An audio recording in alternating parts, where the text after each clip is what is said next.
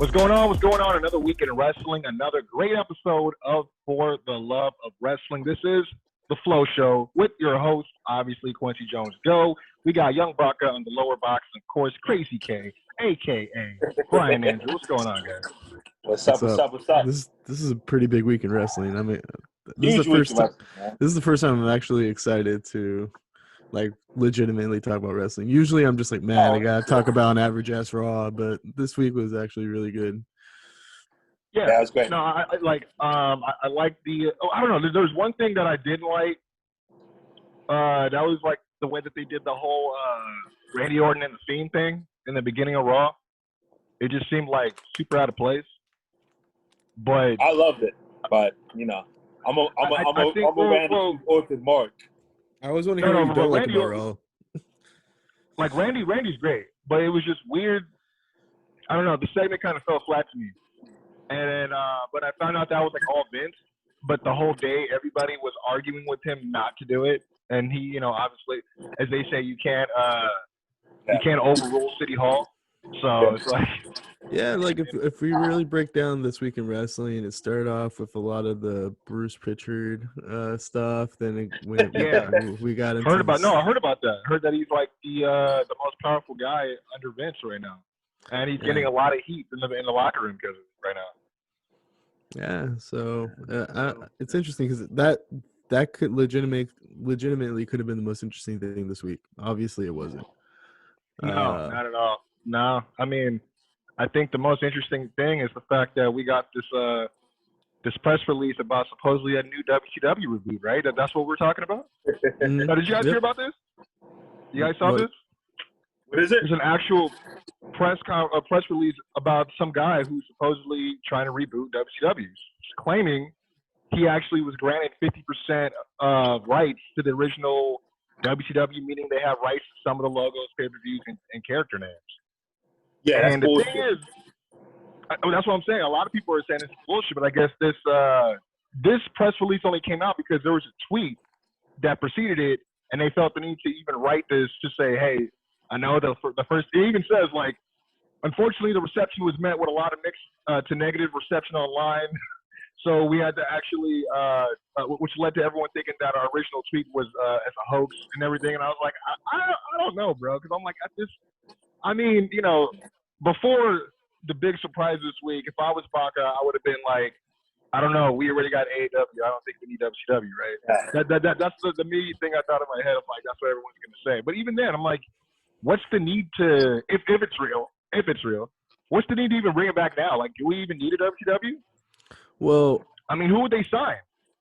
I guess, yeah. Like, I guess, let me put this in perspective too. Is we've all assumed, right, that WWE owns everything, and this would have happened within the last 20 years if someone could, right? I feel like why now? Why in 2020? I was gonna say, like, why wouldn't WWE do it like years ago when they were still running unopposed? You know what I mean? Right. I mean, yeah, they did the brand split. They did ECW. They did SmackDown. They did Raw. They rehauled the brand split and just made it NXT, Raw, and SmackDown. But it's like, you would think like that would have been something that they would have done maybe from the jump. Maybe from the time that Vince bought WCW, you would have thought that maybe they would have, still put the show on. Especially when you're waiting for all these guys' contracts to run out, because a lot of people weren't going to appear for WWE, and WWE wasn't ready to pay off the rest of their contracts and stuff like that. Mm-hmm. So, I mean, they've had all this time, right? Like, so to me, to be honest, I don't know. That's why, like, a lot of people are still up in the air. Like, I don't know, is this legit or not? But they claim that they're in association with Sky Sports Production. So, the press release had all these words that are misspelled. Will be October 2021. So they had all these words that are misspelled, and they didn't even correct it because, on your iPhone when you type out a note, it has the little squiggly lines to show you that you misspelled it. That's what they had. It's just stupid, man. Well, also, like you said, who are they going to sign? Unless they go with this idea that they're just a show-by-show basis and not even a promotion. Like they don't sign anybody; they just bring people in independently. I could see that, yeah. or if this is going to be like a special show thing, but like to bring it back in its entire. Because I'll be honest with you, I think the most valuable thing that WCW still offers to this day is this: whoever wants to have the rights to it, which I believe the WWE have the rights to it right now, would be the name Nitro. Is to bring back Yeah, that's true. Nitro. That's true. And because if AEW's second show was AEW Nitro, that would be huge. If WWE were to say like, "Hey, we're gonna do Thursday Night Nitro or something," that would be big deal. At least for the first month. Yeah. And so, like, and the thing is, like, it. I don't know if it works so well for AEW. It sounds cool to us, but everybody's like, "Oh God, they're really trying to be WCW, right?" So if they would have took on the Nitro name, because they already kind of got that when they got the Dynamite name, because nobody knew the origin of it. You know, I don't know. It's weird. Like I said, like I thought it was worth bringing up because I was like, we talk about WCW all the time, or at least like the new coming of WCW, right? So, I just feel like like what I was gonna say is with just the timing of everything this week, you know, with the Sting coming back, Impact now being involved, and now people are saying like, what's Impact's deal with AEW? Is that now going to be the second show on TNT? You know, people have all these speculations of what's going on, and then all of a sudden this WCW hoax comes out. Like, it's see, just the a bunch WCW of thing that actually came out on December 1st, so that was out for a few days, but it just like made its rounds around, but. It is kind of like it's I don't know. It's you know, speaking obviously of the Sting thing, it's like kind of crazy because the way my brother was saying was like it's crazy how 1 week you got Undertaker who closes the door, and then the week after Sting just opens up a brand new door. You know what I mean? Let me ask you. Obviously, you know, Baca. I was gonna say Baca had the meme about, "Hey Mark, we're gonna need you to come out."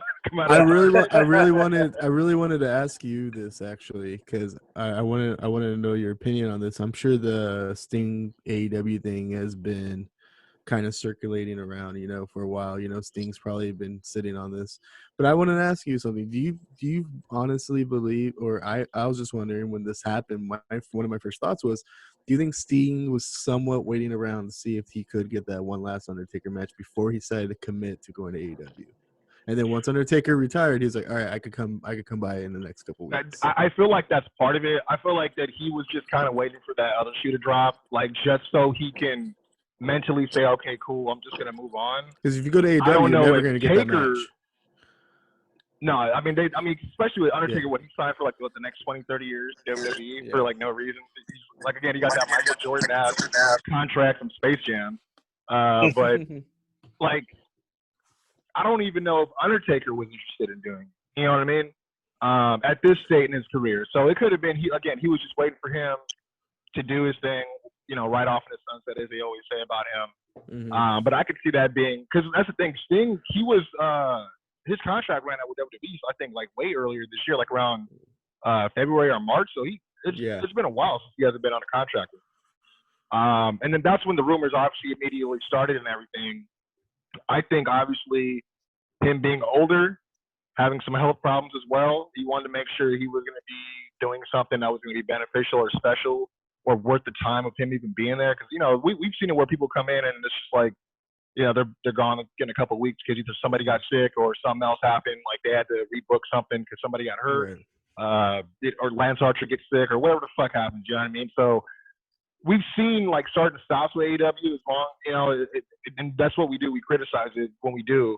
But I think he wanted to wait to see how the landscape was going to be before he actually stepped foot on AEW. Because the biggest thing everybody kept saying was, oh, he's going to come in to mentor Darby. He's going to come in to manage Darby, because all they ever do is compare him to a quote unquote young Stinger, you know, on commentary all the time. So it's like, you know, the rumors were already running rampant by then. But if you remember, I was even saying back at Full Gear that maybe Sting's going to show up, because they kept showing Darby in the rafters or in the top, you know, the nosebleed seats, which is obviously that's a Sting signature. So when it didn't happen then, I think it was a great idea that they didn't do it then, because everybody forgot about it. Nobody even was thinking about it. So when Sting showed up, it was like, oh, everybody was just thinking about Kenny and Moxley, you know, winter's coming. That's all everybody was thinking about. And then boom, they pulled a hell of a rabbit out of the hat with this one. Yeah, I mean, I'm excited. It's I'm crazy, hoping it's not going to right? be. It was something. I really loved it. I really enjoyed it. Because I'm gonna be honest with you, like one of my first thoughts whenever someone brings up Sting is like, I don't need to see Sting wrestle anymore. I don't need to see Sting Yeah, I don't wrestle want to anymore. see. I was just And then about all of to a say, sudden I'm he comes hoping- back, and I give a shit again. Well, it's funny. It's funny you say that because I saw a backward meme of that, like a reverse version where it was like WWE fans. And it was like, man, we just want to see Sting wrestle one more time against Undertaker. And then it was like, as soon as Sting shows up in AEW, WWE fans are like, oh, why are they gonna bring out all these 60-year-old guys to come? They came. I was like, so just hating, you know what I mean? But I feel like this. I was excited, but I don't want to see him wrestle for the sake of his. Because I'm not gonna lie, dude. Because this is what made me think about that immediately. And I'll let you get your point. Yeah. He's kind of injected himself into whatever was going on between Cody, Darby, and then Team Taz. The first person I'm thinking about, if this is where it's going to be going, I don't want to see Cage, not even 6 fucking feet near this guy, because he's gonna retire him because he's reckless as shit. You know what I mean? So when you think about guys like that, you think about like maybe these young guys that go a little bit too fast, and it's not. I mean, because there's a major difference in styles there. So I just don't think in his best interest, like, maybe get a little bit physically involved here and there as a manager, point the bat a little bit, hit somebody with the bat, you know what I mean? But, I mean, someone even said maybe a tag match, but I'm like, I don't know. I really don't know. I mean, that neck thing it's Yeah. I mean, and the thing is, he's the only one that knows what he's able to do, so. Well, he's 60 years old, which is, which is up there, especially in wrestling. 61's, pretty beyond your prime, man. He said he could only have one more match, and he was saving that for Taker. So who knows what happens next? But from what I'm looking at it as a casual AEW fan that owns 50, it looks like he's going to be a manager, right? I'm hoping so, but I would say so. From what I heard from Dave Meltzer. You like this, huh? Yeah, Uncle Dave. So I believe this, and this is the Flow Show, so we can get our sources wrong if we want. I believe he says that he signed a long-term deal. He's going to be physical, but he's not going to necessarily wrestle. He's not going to take bumps. And I think that's smart. Like, I think that should be on Tony and him to talk about that, like on a per bump basis, possibly, because Tony's putting a lot of money into it. But at the same time, he cannot afford to have Sting hurt on his show. You know what I mean? Yeah, because you can also have the Seth Rollins was the last person to hurt Sting reputation with the WWE, and let that be the exclamation point on his run in WWE, so he could have a better run in AEW. But if he gets like legit hurt on AEW, everyone's gonna remember his last run in wrestling in general was Seth Rollins, and then getting hurt again on AEW. So, but I think they'll like blame AEW. So, because it's I mean, just like it's a trendy thing to hate on WWE, it's also a trendy thing to hate on AEW in certain parts of that toxic fan base. But yeah, I mean, because I was met with some mixed reviews actually. There's a lot of people who are like, I hope they don't waste him on Darby. I'm like, what the fuck else? I mean, what else is he gonna fucking do? I think we know that Cody selfishly would love to wrestle him, right? But I mean, like, I think the thing that was really cool for me is like seeing him face to face with Cody and then face to face with Dustin, because I was like, I don't think him and Dustin's ever been this. I mean, they've obviously have great history, with WCW and being part of the War Game stuff and the bunkhouse brawls and all that. So they do have history, but Dustin was Dustin Rose. He was never like painted up. So it was kind of cool to see the two guys, and and obviously he wasn't Crow Sting back then either. So I think that was the first time they ever showed like their new modern selves together coexisting. So that was kind of cool. But I mean, the thing with him and Darby, that was real intense. And I swear to God, though, if he joins the Nightmare Family, I'm done. I'm done with AEW. Oh God, that would suck. Well, that's what happens when you're the boss, right? You can pick who's in your squad when you're the boss, right? All right, so this week I'll take Sting. I'll take my seriously, it's like fantasy football, right? Like, and since I won last week, I get first pick. Sing. Yep. I get Sing. Got dibs. I would. I mean, I'm excited though. I am excited. I'm going to because throw something out there to you guys that I think would be interesting, but I don't know how AEW could pull it off, especially if Sting is on a per bumps basis. They kind of were like hyping the fact that, you know, it was like 18, 19 years ago, Sting was the final match on TNT, first time on TNT, and his the technically franchise, his TNT, first segment is technically with the TNT champion. And I would actually think it would be interesting that if you wanted to kind of take the TNT championship and not make it a mid card belt and actually make it have its own special flair to it. No pun, is let Sting win the championship. But at the same time, I don't know how they do that. And like, how do I they don't do that? want to see Sting wrestle. I don't want to see Sting wrestle, man. I'm sure he's gonna wrestle maybe once a year. Can we have him just wrestle but like never take bumps? Like he's just always squashing everybody. Like a 6-man. He's He's gonna be in a 6-man man. tag at some point. He had spinal surgery a couple years ago, man. You don't want this guy to wrestle. If he could go, I don't know. and he's in a 6-man tag. I agree with you. I agree with you, but again, that's why I say only he knows what he's physically able to do. I got this. And you're paying the guy a lot of money. Like, well, I don't know how much he's getting paid, but this is his last big money run. I mean, multi-years, though. I mean, they made sure that WWE was not going to scoop him up after they were done. He's going to retire in AEW. That's their plan. That's at least 8. And honestly, he's making history because the way he's been in NWA, and New Japan, WCW, freaking TNA, WWE, like he's been everywhere besides ECW, right? Like, what is this? This is almost 4 decades or 3 decades? 4? I want to say it has to be 4 decades. He wrestled in the 70s, right? Yeah. I was gonna say because he was part of the Blade Runners with a young Ultimate Warrior before they got found and got split up. He might be flirting with 5 at the end of this deal. Yeah. Shit. I mean, we might have to do some research on that one, but no, I'm happy because of the fact that it was just something that no one saw coming, no one heard about. The way that it was kept, like. And, you know, I get it, trendy to talk about WWE. But, look, WWE has a lot of leaks. They got a lot of people that are under payroll that get paid to make these leaks, to all these dirt sheets. You know what I mean? Real detrimental to a lot of the magic that fans still look forward to, right? But, again, AEW, they haven't had a lot of leaks. I mean, and I thought this was really impressive because I was genuinely, like, the last time they had a surprise, I think it was Rusev. Because nobody knew who was going to be tagging up with Kip. So I was genuinely surprised with that. But then this Sting thing, that was a whole other thing, man. Like it was crazy. And the best part, if I'm being honest with you, is you basically had a big story, a big surprise. Like if I'm gonna be honest with you, even though Sting is a big deal, this is a very mid-card surprise. You know, he's slotting himself in the mid-card situation. He's not coming out. He's not dealing with the AEW title. He's not involved in that. He's on the main event scene. The most main event person in this scenario is Cody Rhodes. If you think about it, like that's kind of interesting that you've now had big stories on both segments of your card.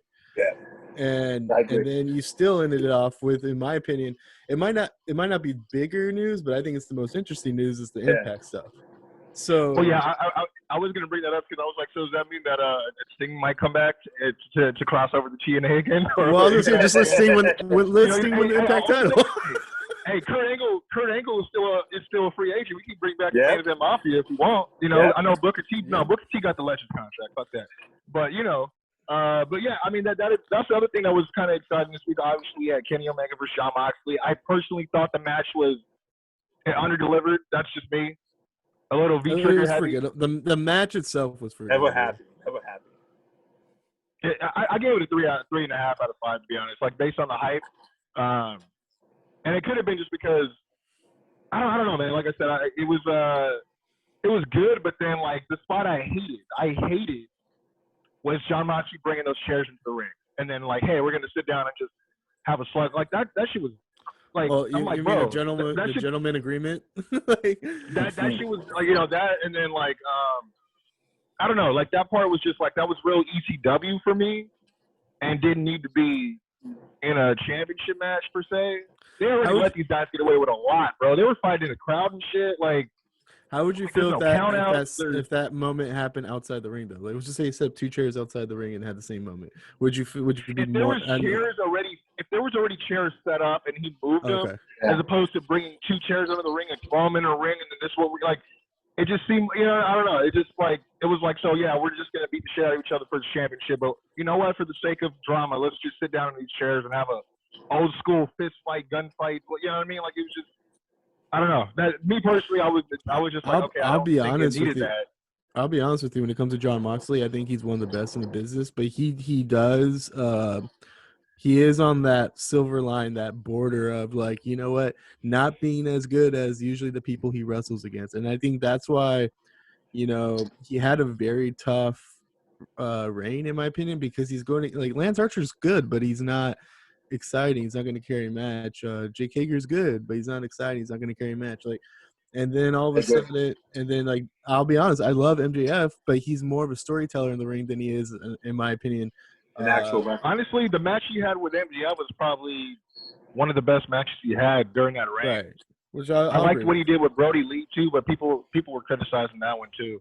So, but no, you're right. You're right. Like, I mean, he's not going to be V-triggering the hell out of somebody. Paper, Moxley and Kenny Omega, this seems dope. And I mean, obviously, I had a chance to watch the first one live, but it was different. It was no rules, unsanctioned. So I definitely was interested to see how they were going to do on a wrestling one-on-one basis. But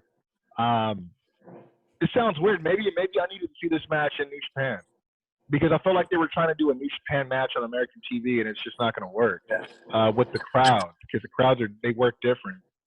I did like the match. It was just weird because of the screwy, the screw job, I guess you want to call it. But they made it better by saying, "Hey, we're going to be on Tuesday, and you can check out what we got to say." And I was like, "Oh, okay, so this is actually happening. We're actually opening." Does anybody know what channel Impact is on? Access. Access. Okay. What channel is Access in Anaheim, Brian? Really quick. I don't have it. Okay. All right. I used to watch it. What's his name? Mark. What's his name? From the owner of the Mavericks. Oh, Mark Cuban. Yeah. He's I don't know if he owns Access, but he's one of the heads over there. So he loves it. Oh, they should just sell he used Impact. to have New Japan on there, so new people know what channel it's on, because they would broadcast hold Japan on. on there. You could say people know what channel it's on. We have 3 wrestling fans that are deep enough in wrestling to have a podcast about every single week. Brian doesn't know what channel it's on. I don't know what channel it's on. Do you know what channel it's on in Chino Hills? In Chino Hills? Yeah, I have. Well, I don't know. It's on my. It's on my favorites list, so I don't really know the number by heart. Okay, so I'm saying not everybody knows. But you can watch it online though. It's on Twitch or something, right? All right, I'm just saying. We could say what channel. I don't know if it's still on Twitch. We can say people know what channel it's on, but 3 hardcore wrestling fans don't know what channel it's on. Isn't Access TV more of an internet thing now? I definitely wouldn't think you knew what channel to be on, because I don't think you watch New Japan. I tried to watch New Japan, and I DVR'd a couple of them, but just I enjoy watching the highlights and the main events, but just like the mid card and stuff like that, I can't do it. Let me ask you something, Quincy, because I think you know the answer to this, because I feel like I have an idea, but I just want to maybe confirm it with you. Access owns, or Anthem/Access or whatever, owns Impact. They also air New Japan. That's the only relationship Impact and New Japan have, right? It's not that they're in relationship with each other. It's just the company that owns them. Yeah, runs. They just happen to run on both platforms. To be honest, it's weird, because the relationship with Impact and New Japan has been kind of up and down over the years, because especially with the Okada thing. Yeah, I was gonna say Okada was the biggest thing, because they sent him over there, talent exchange, and they treated him like a freaking jobber, pretty much. And so they didn't like that. There was a few other things too. I guess that was the reason why they chose to take their product off Access, is because they found out that they were looking into bringing Impact as well, and they were like, "Nah, we don't want our shit even next to there." I was like, "Fuck!" But Harold, which is the big name that was part of the head of operations and stuff for New Japan, he just stepped down early this year. So a lot of people, when that happened, they were saying, "Oh shit, the management. There could be some possibilities here." I know that Tama Tonga from Gorillas of Destiny, obviously always for Bullet Club, he's been making some pretty crazy tweets as well, like, indicating certain things. But then again, he's a worker. That's what he does online. Yeah, That's what I was going to say, he always makes crazy tweets, and he just hopes some of them land. Yeah. I mean, he's a good guy. Once every 4 months, Yeah. it makes news. Okay, because so what are some ideas like? Well, I was gonna say, like, with the Impact thing, this is the only thing I was thinking about, because they said Tuesdays are the new Wednesdays. I was like, so hold on, you collab and you're doing cross promotion with a company that that opposes your Tuesday show on YouTube. So it's like, if no one's gonna watch Dark on Tuesdays because they're gonna be now watching Impact, is that good for them? Is that beneficial for AEW? Because I mean, like, I don't know how many people were watching Dark to begin with, but the fact that it comes on Tuesdays and that's when Impact comes on Tuesdays. So basically, what we're all trying to figure out is Don Callis probably had a one-on-one with Tony Khan, and and maybe Kenny Omega was there. They all pitched this idea, and we're all now just trying to figure out, but what's in it for AEW, right? And because the cross promotion and exposure, that's crazy beneficial for Impact. Yeah, but yeah, what?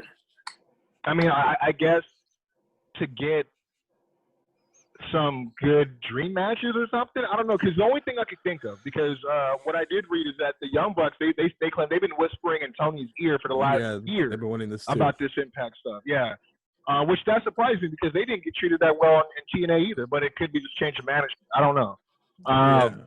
But at the same time, when you think about it, the initial plans for the very first Dynamite was they were going to bring in Gallows and Anderson, but these guys went and signed with Impact, so they changed things. Now that they have this open relationship with Impact, it's still possible that, those guys just want the tag straps over on Impact.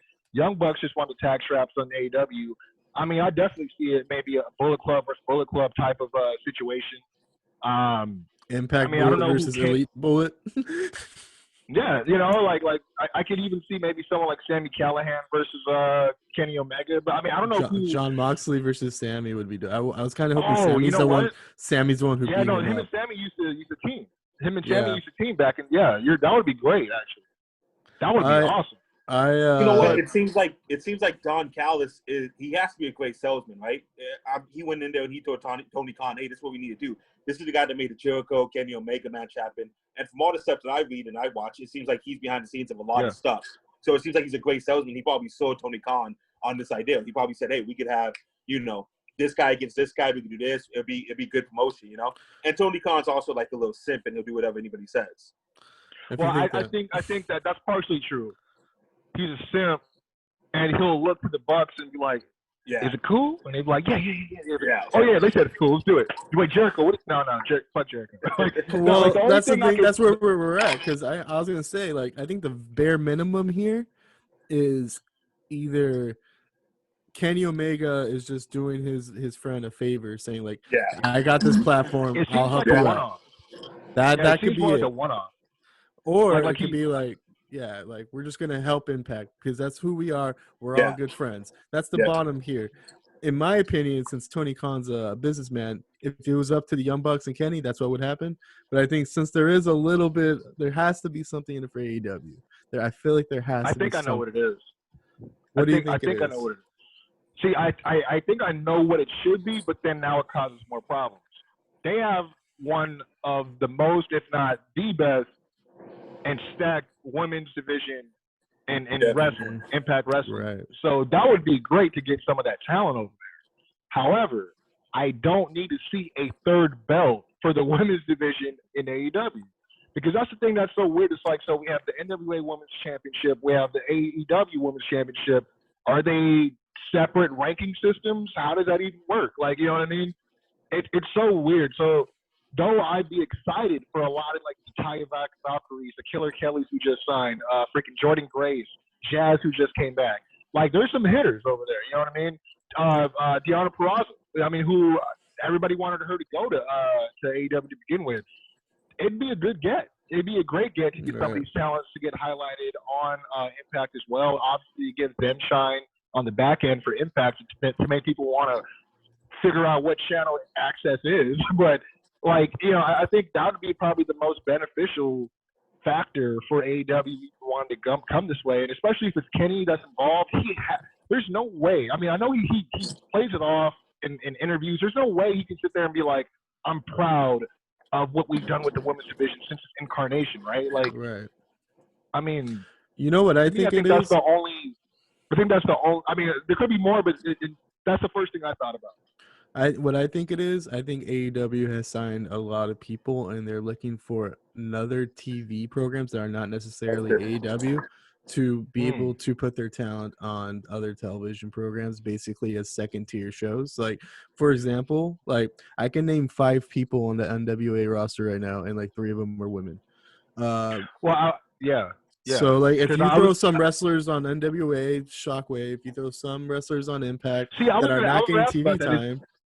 Is NWA even producing anything right now? Because I was thinking, like, if it wasn't Impact, they definitely would have put some of these people on NWA. If I could be, I might be wrong about this, but I believe they moved out of the South. They're going to LA now to do Shockwave. A totally different era. Where can I watch Shockwave at? I believe it's on YouTube, but I don't think they started it yet. I don't think they started it yet. I could be wrong.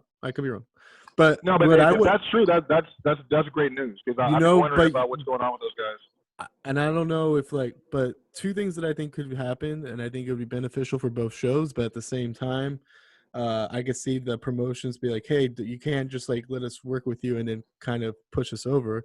But it would be cool if Kenny Omega was the Mega Champion, the Impact Champion, and the AEW Champion, had all 3 belts, kind of like when Okada had all these belts. That'd be kind of sick. And he's just always coming out on AEW TV holding these titles. So maybe people are like, "What the hell's an Impact Champion?" Well, go watch that show. Fuck that. You know what? That might happen because. The thing you saw how excited Quincy got right now when you said that? No, because this is why. Next Tuesday, Impact has a pay-per-view. Like, they have a championship match pay-per-view because they do other pay-per-views. I've heard they taped it. Did they maybe they already taped it. Possibly. Well, maybe they didn't tape the pay-per-view, but they taped the show. It's going to be just because they already taped it doesn't mean that he can't be involved. Oh, no, you're right. No, he's right. They've already finished filming for the rest of the year. You're right. Because I was about to, unless they snuck them in, who knows? I'm not going to lie to you. If I'm Impact and this Kenny Omega thing just happened, though, within the last week or so, I would be like, fuck the tapings we just had. We're retaping. Let's go. Yeah, because I know it's supposed to be Chris Bay taking on Rich Swann for the championship. But my thing is, that's what I was going to say. I'm like, I don't see Kenny. To me, Kenny Omega versus Rich Swann is not a dream match. And I'm not hating on Rich Swann. I'll just have him go out there, squash him, and take the title. Yeah. That's true, but then what does that do for Rich Swann? We ain't worried about him. We're not worried about Rich Swann. He was supposed to retire anyway. Impact's heads come. I love Rich Swann. Rich Swann's one of my favorite wrestlers, but if I'm Don Callis and I have an opportunity to put my title on Kenny Omega, who's going to be on Dynamite every week, I'm pulling the trigger and telling Rich Swann, hey, you'll get your time in another 9 months, but right now we got you got to do the job. You got to do what's best for business, man. Hey, Rich Swann, you're lucky that you're here. After you go and you beat up women, but you got to do the job, man. He didn't beat up women. Yeah, that was. Hold on. He got in an argument with his wife. Nope. He got in an argument with his wife and got her in a headlock to put her back in the car. Oh, I'm sorry. My apologies. He didn't beat up his wife. He put her in a headlock. I'm sorry. Didn't she hit him first? I apologize. Hey, look, I'm not justifying anything, but if your wife is a professional wrestler, I'm thinking, don't you know how to get out of a headlock? The views of this podcast are directly by Quincy Jones and the Quincy Jones Show. I do not represent Young Baca. Hey, I'm not going to lie. Except for Newsom. Anything that's Newsom, that's going to be Baca. I'm the only Newsom supporter here. Hold on. Really quick. I know you got something to say. Really quick. Did you see that Newsom was at a party with 25 people and he was sitting at a table inside with no mask and he had a quarantine for 3 days, Brian? This was like a month ago. No, I did hear about the birthday party controversy, though. I heard about the birthday party controversy. And my boy Newsom doesn't have COVID, though. Yeah. I saw and that's why he's allowing these Baca parties to happen. He ain't allowing shit. I do him. He's like, no singing at these parties, but they can sing happy birthday to me. That's totally fine. Yeah. But one thing that's interesting though is literally the day after this airs, all of a sudden Triple H is being interviewed, and he declares that WWE is open for business when it comes to potential partnerships with other companies. Now Says the we are biggest. open for. Go for it, my He bad. says we're open for business for the right opportunities at any given time, but they have to be beneficial for us in the long term.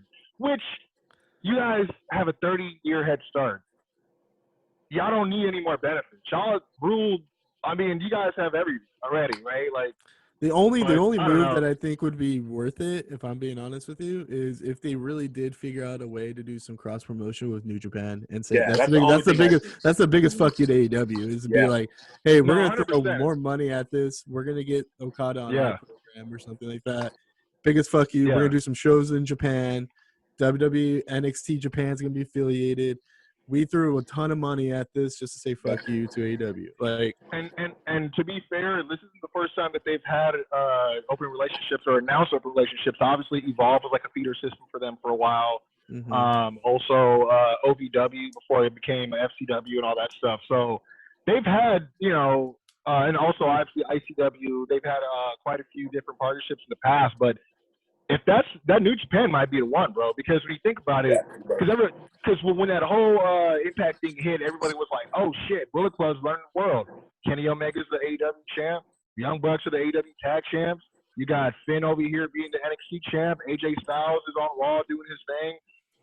Like people were just the Good Brothers. They just won the tag champs in Impact. So I was like, that's crazy. I didn't even think about that. yeah, just I don't think that's gonna be long. That Finn's champ, though. The only reason why I'm apprehensive to say it's New Japan because outside of Finn and AJ, they've destroyed everybody. Oh, yeah. They buried everybody else. I honestly think it's a long shot. It would know? be New Japan. I'm Yeah, just they saying that's the buried only everybody. one that would matter. That would be great. I mean, but then again, new management. So who knows? You know what I mean? And if you want to swallow up Ring of Honor, fuck it. Like if the Beyond, like Ring of Honor's not doing it. It's just like in terms of big name promotions, NWA Impact are the ones doing stuff with AEW. Outside of that, there's only New Japan left. Like I understand, like if you want to do something with like Noah or like Dragon Gate or something, like that's cool, but it's not going to have the same buzz as No. what AEW's doing. Unless we get that WWE and Rival Pro Wrestling crossover that everyone's been waiting for, that's the only one that's going to make headlines. Or you said Rival Pro Wrestling? Yeah. I mean, I don't know. There you go. It's all good. It's all good. Look, Give it a PR. I mean, as long as it's beneficial for us in the long term, right? Oh, yeah, exactly. You're not going to come Rival in Pro's job thinking to 10, Hunter. 15 years from now. So. Yeah. You're not going to come his job to Hunter. I hear you. I understand, Quincy. But look, I think a New Japan crossover would be amazing. But like well, you said, to be honest, they think about it, our Rival Pro champion Adrian Quest is part of New Japan right now, so that would work. You know. What if at Wrestle Kingdom though this year there was a surprise and it was Shinsuke Nakamura? That would be dope. I'd pop. That would be awesome. That would that would pop not only Farouk and Hall, like that would pop the entire world 100%. Something like that would be dope. Yeah. And people are talking about the WWE again, right? Like. Yeah, I mean, but that's the thing. That's the only thing. Like the Ring of Honor thing seems a little bit more plausible because they have a better track record, like the Adam Cole, the Kyle O'Reillys, all those guys. And COVID. Punishment Martinez, aka Damian Priest, he's doing well. You know, the only person who would arguably not be a part of that would be like Mike Bennett, who just went back, and they kind of fucked him over. But so I don't know. I was gonna say also the missing piece is Marty Scurll, which we don't know what's going on, especially with the Speaking Out movement and shit. But like he is still, in my opinion, the most popular independent wrestler still available. I think so, but I don't think WWE would touch him. I don't think anybody's gonna touch him right now. But well, this is the thing. The Young Bucks still, if you notice in some of their matches, they'll do shit that he does just to kind of like say, "What's up, man?" I noticed because of the shit that he does. But I can see him more than likely going to AEW or even Impact than before he'd ever go to WWE, to be honest. Well, I don't even think he's on their radar, to be honest. We did talk about this on the show a long time ago. He signed this long contract with Ring of Honor. That he's like one of the executive producers now. He's not a producer anymore. Yeah, he was supposed to be like when did that happen? and all this shit. Well, when all this stuff came out about what was it called? The movement. The Speaking Out movement. Oh, The Me speaking Too. out movement. Thank you. Yeah, yeah. So there was he? a I girl didn't know who. that. Was he involved in that? Well, what happened is What a had fan happened was claimed a fan claimed that they had consensual sex, but then she's gonna wait till now to be like, yeah, but I was underage. crazy, man. Yeah. Crazy. So it's one of those things where Skrull was probably the only person that ever let out a statement, opposed to everyone else who got accused, or except for loudmouth Joey Ryan who keeps making it worse. But his response seemed very genuine because he was like, I'm not going to argue that I did or didn't have sex with this girl, but I can sit here and say that if I'm wrestling in a bar that's 21 and up, I'm going to assume that she's 21. So, you know, like it's kind of hard. It's a crazy time, man. It's a crazy time. I think it's just time will tell situation. I think it's going to die down eventually, and Skrull will be wrestling, especially with COVID and stuff. Travel's a little iffy right now, anyways. So, like, I mean, even look at Jay Lethal. He's been forgiven like 3 times. So, I don't want to say it's forgiven. I mean, it's been forgotten. You know what I mean? Right. So What has Jay Lethal done? He's been accused like 2 or 3 times of having sex with underage women. Taylor Hendricks from ROH claimed that he forced herself on. Jeez, man. Yeah. Crazy. So, man. I Crazy think stuff. Marty Skrull's too popular and too good at what he does for this to be lasting longer than a year and a half. It's just a matter of, is Ring of Honor going to honor his contract then, or is he going to be involved in things? Because to be honest, Ring of Honor could have been in the same position that Impact's in right now, but if you think about it, it's like, you guys aren't Marty Skrull anymore because of the Speaking Out movement, so you know what? We don't need you. Like, I mean, it's quite possible, especially because I'm thinking, like, if he even, they can't be paying him, right? I mean, he's not making any money right now if he's not even there. And to be honest, Joey Ryan a couple of years ago made that decision that he makes more money being an independent star, and he's not going to get bookings for the rest of his life, I think. Yeah. Like, no, he'll never get booked again.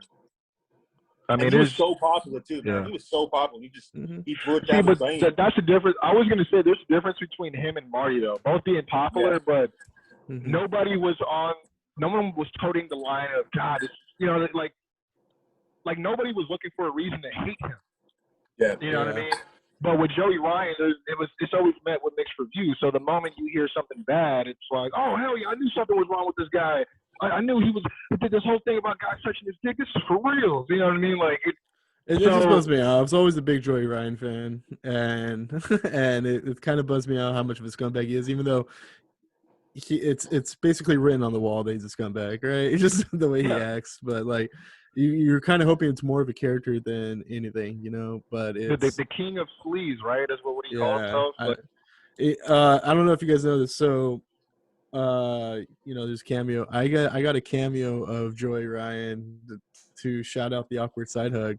At some point. And then we never used it. We waited. I was like, I'm going to wait for something more wrestling, independent wrestling. You know, Joey Ryan makes news at least every 3 months. So once he makes news again, I'm going to throw this Joey Ryan thing out there saying, yo, listen to the awkward side hug. And then he did make news, but it was a Speaking Out movement. And I was like, I don't think I can post this. So we got a Joey Ryan thing in the vault. You could if the episode was about the Speaking Out movement. Yeah, I don't know. I think I'm just gonna have to. Hopefully, he gets acquitted and all the stuff, and none of the stuff happened. You could blur his face out and just distort his voice too. That's a. I mean, at that point, my name's Marty Skrull. Blur his face out. Say it's Marty Skrull here. You know what? The other thing I was going to bring up to you guys is, as per Wrestling Observer News, Uncle Dave here again. AEW has decided no longer to pursue Tessa Blanchard. Yeah, I saw that. So, do you think that has something to do with the Impact relationship? My bad. Continue. You're gonna come to a big WWE. It just says the feeling was that while nobody will deny her talent, and from that standpoint, they know she'd be very valuable, especially with the nature of their women's division. The decision was made not to pursue her anyways. Tessa recently won the Impact Wrestling Championship. We know that already. But I mean, does that mean the guy with Tully or what? I don't know. Like, I was gonna say though, but I wouldn't be surprised if they were considering it, but they wanted to, you know, because in my opinion, I don't know if a lot of people are thinking about this, but he legitimately said at one point, "We're never bringing Hulk Hogan in here because he's basically a racist."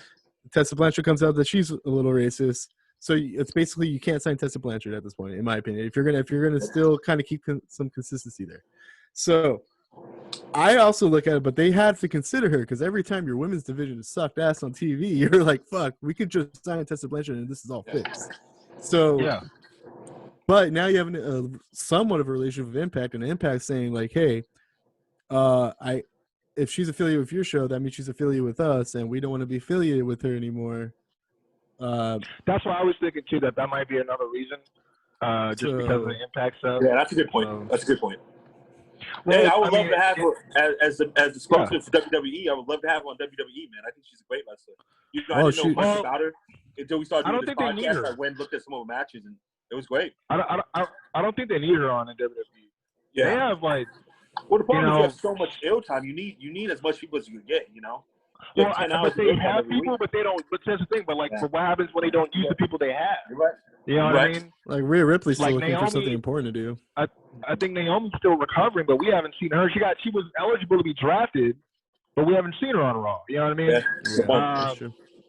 They split up the Iconics for no reason. Just to, I mean, well, they're actually now. Think about it. Billy Kay, did you hear about this? Adam Pearce had a tweet that went out with a picture of him and Billy Kay handing him her resume, saying that management says he needs an assistant. I would not be mad at this. I would not be mad if that's where they you know. Yeah. I mean, because when you think about it, she flowed on both shows, so that's cool. She affiliated herself with Pain a little bit again. True. Like, not as a tag team, but yeah, little favoritism, or at least she'd be able to see her every day, right? Or Adam Pearce could stay on Raw, and he's like, "You run SmackDown as my assistant." Like, and that's a big role for her. You think? I'm sorry. Are you guys commissioning for more commissioners and GMs? Is that what's going on in the Flow show right now? I sometimes just want the matches to make sense. That's all. And sometimes when someone makes them, that's when it makes sense. I can't think of if a billion-dollar company can't come up with a better idea. Don't expect me to do it. No, I think you need to have a GM. I think you need to have somebody do it every week. GM or commissioner. Mm-hmm. But every time we get on this podcast, you guys have been complaining about that. So I'm just trying to figure out where you guys lay at. This is only my only complaint about the GM thing is they eventually turned them into a character that's gonna influence the rest of the show. When it was Daniel Bryan and Shane before Shane went heel and all that, it was fine. Even when Paige was doing it, it was fine. But it's when they get more like power hungry and their mini version of the Vince McMahon thing or the authority thing. That's when I'm like, all right, it's over. Like this is '90s wrestling. I don't want to see this. We've already seen this before. You know what I mean? Or I think it's important to have some sort of authority figure on Raw or SmackDown when things happen, like somebody's foot was on the rope during a pin, or someone to actually like how they do with William Regal. William Regal, I say, is the perfect one. He is, yeah. He's the roper, yeah. He doesn't show up ever. He comes out once a year and goes War Games, and that's all. he fucks off, and then that's like, dude, that's the perfect GM. We just need someone to make sure War Games happens every year, and then Triple H takes care of the rest. And I think that's the perfect thing, because even in kayfabe, we have this understanding, even in kayfabe, that it's Triple H is the head of the show. Yeah. But William Regal has say in how the matches are made or how to control the roster. Yeah. But the thing is, if Triple H even were to come out one week and say, we're going to have War Games or something, no one's going to bat an eye and go, fuck, what happened to William Regal? No, it's just going to be like, okay, Triple H did it this week. Yeah. So like, it's weird that we should still have that dynamic on the main roster as well. Like, and it's kind of interesting that we have that dynamic. We do have that dynamic, I think, in AEW a little bit. We all understand Tony Khan is this guy on top. If Tony Khan randomly came out one day and said, we're going to have a match, we're not going to be like, oh, fuck, that's different. But the thing anyone else think that Tony TK could have looked a little bit more furious? Doc House is walking by, like, hey man, hey, what are you? Hey, can I have a word? Where are you going? like, dude, like, if you know that team, if you have the money to pay for it, just say, like, literally, just drop it. What the fuck was that? Like, that would have been, bleep or it push out. him. That would have been great. They're trying to get away, so they're not going to no. push back. Like, push them. No, like, TK can't push nobody. But he can push wrestlers on his show, but he can't physically push. Going back to maybe working with Impact, and it looks like they've already worked with NWA a little bit. I think it'd be really fucking dope, and I think the way the style NWA is would fit this character. If Hangman Adam Page beat Nick Aldis for the NWA title. Oh man, that'd be great. And what do you guys think about this? The Hangman Dark Order thing? I don't know. Dark Order does this shit every fucking time. Like like it gets a little old. Someone flirts joining, but the thing is, like, they already have people in there that makes you like think like, okay, so you do add Hangman. Okay, then what happens to Brody Lee? And then like, dude, like I see. Like I don't know what's going on with Brody. To me. I don't know what's going on with Brody. There was reports that he was recovering from an ankle injury. But when they asked Tony about it recently, he was being real close to the chest about when he was supposed to be coming back. But you can't have Brody Lee. You can't have Brody Lee in a suit backstage doing segments. You don't even have to have him come out. You just do a backstage segment with Brody Lee every week or every other week or something like that. Let Evil Uno fucking handle the in-ring shit. Like, I in my opinion, like, you can still have Brody Lee. And the thing is, like, trying to recruit people like Hangman Page and Cole Cabana and all this shit, they've been doing this for months. And I understand recruitment's part of their MO, but it's not believable when it's someone like Hangman Page. And if Hangman Page were to do it, I wouldn't enjoy it. And we've already seen this shit with MJF in the Inner Circle of someone who shouldn't be in the group who's joining, and it's already imploding or whatever. Like, and if this were to come down, was kind of quick that they went to that. But with the Hangman thing, it seemed more that he was like, oh shit, if y'all want to help me, cool, I'll just take the help. You know what I mean? Thanks for hooking me up. That's what it came off to me when it came to the Dark Order. But yeah, it's kind of weird that they're already teasing this breakup angle with Inner Circle, right? What if I told you, and this is just something that popped in my head, so it's probably going to sound really stupid. I'm sorry, when you said that, I immediately went to Morpheus and Matrix. What if I told you? I was like, don't tell me. This entire 2020 is just a dream. Thank you, man. That'd be great. Chris Jericho wants the Inner Circle to break up. He wants it to break up. So they're not a rival group. They're all just individual wrestlers now, so he doesn't have to deal with them. And he joins Don Callis and Kenny Omega in their own little faction. Dope. The only thing is him and Kenny, you know, he calls them the pumpkin-headed fuck all the time. You know what I mean? there's history there, so there's no love lost. So that's the only hole in that. But the only connection is Don Callis. That's what I'm saying. It's Don Callis. You got Le Champion. So, I mean, don't tell me Chris Jericho is going to come and beat Rich Swann for the championship, and now we got Chris Jericho, the Impact World Champion. Like, first of all, that's still bigger for Impact. Impact would love that. Oh, snap. I'm sure Impact would love that. That would be huge for Impact. That would be a great get for Impact. But I don't know. Chris Jericho wins the X Division Championship? It's just one of those things where you would never think Jericho would be an Impact, right? But see, the thing is, it's definitely possible.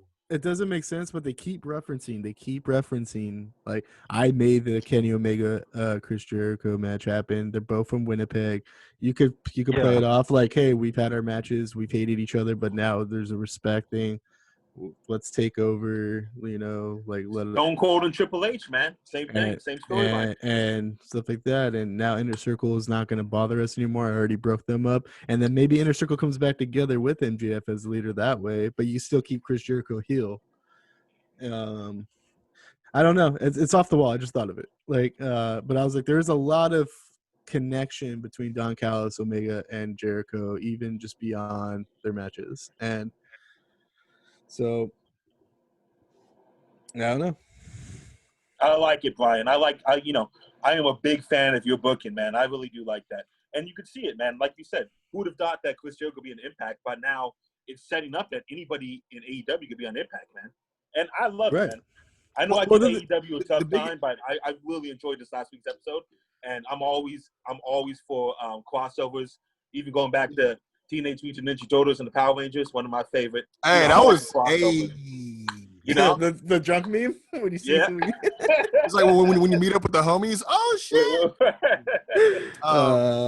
But you know what? Like the one thing I forgot to talk about is, I mean, we did mention like Young Bucks and the Good Brothers or whatever, but there could be some good cross tag team action too, because they got what the Morty City Machine Guns.